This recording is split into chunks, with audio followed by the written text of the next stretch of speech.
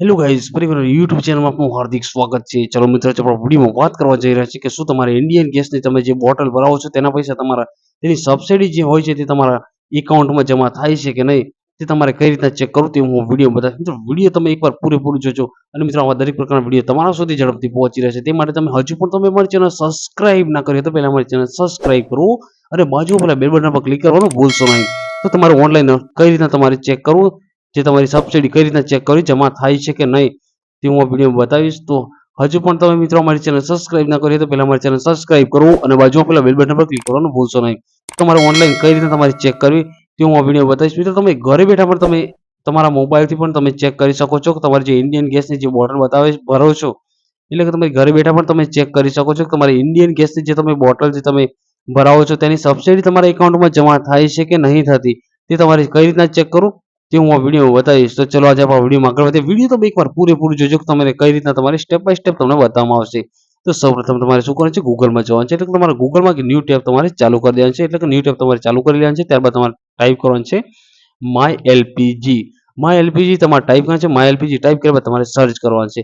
જેવું તમે my LPG type કર્યા બાદ તમે સર્ચ કરશો એટલે આ રીતે સાઈડો શો થશે. એમાં બે ત્રણ પ્રકારની સાઈડો બતાવશે. તેમાં તમારે ફર્સ્ટ નંબરની જે સાઈડ આપેલી છે કે માય એલપીજી .in હોમ, આ રીતે જે સાઈડ બતાવે છે ઓફિશિયલી સાઈડ છે, તેના પર તમારે જે ફર્સ્ટ નંબરની જે સાઈડ આપેલી છે તે સાઈડ પર તમારે ક્લિક કરવાનું છે.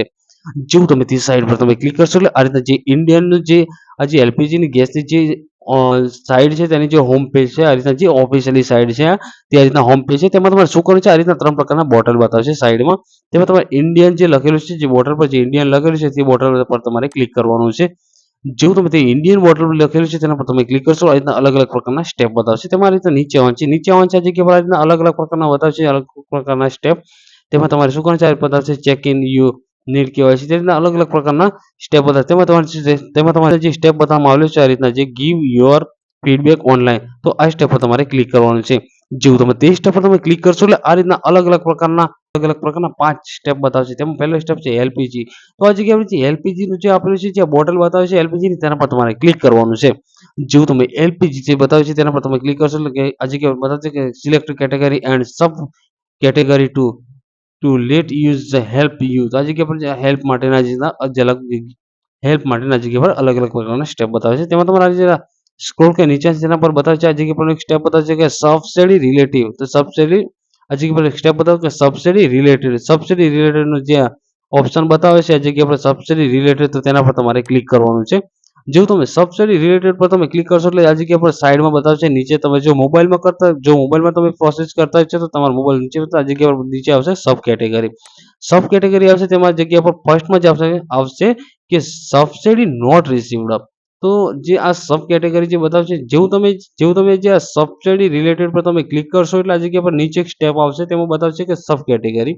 તો સબ કેટેગરીમાં આવશે નીચે કે સબસિડી નોટ રિસીવ્ડ, એટલે કે સબસિડી તમારા એકાઉન્ટમાં જમા થાય છે કે નહીં તે ચેક કરવા માટે. તો આ જગ્યા પર જે બતાવે છે કે સબસિડી નોટ રિસીવ્ડ, તો સબસિડી નોટ રિસીવ્ડ પર તમારે ક્લિક કરવાનું છે. જેવું તમારે ક્લિક કરવાનું છે, આ રીતના એક ખુશ કે help you to identify you.